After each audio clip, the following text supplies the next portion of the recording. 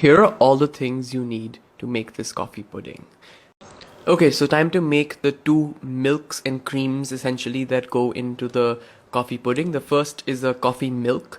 Essentially, what you're going to do is get a pot and get it to simmer with milk, and then add your about 4 tablespoons of sugar.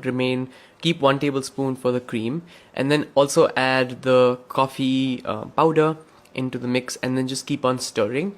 The idea is to get this up to a temperature, not to a boil, and it's okay if the coffee does not completely mix. Onto the cream.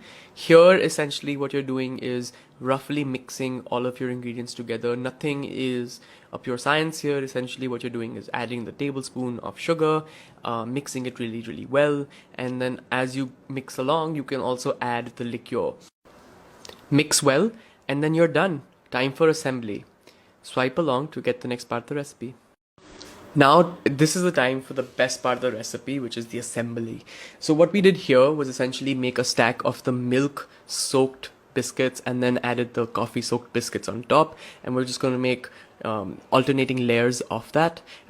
Essentially what you want to do is soak them for a decent amount of time. We made a mistake and didn't soak them for long enough, but you should definitely soak them for about 10 minutes before you make the stack.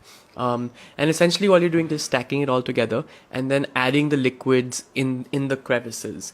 This will allow for that sogginess to come through, and also it'll allow for the whole pudding to be made in a lot quicker and better way. You can also just press down onto the biscuits to get some of that sogginess and the liquid to flow through. But once you're done with this, you're done. And now all you have to do is refrigerate. I really hope you enjoy this recipe. It's super easy. And of course, if you make it, tag me and share with me.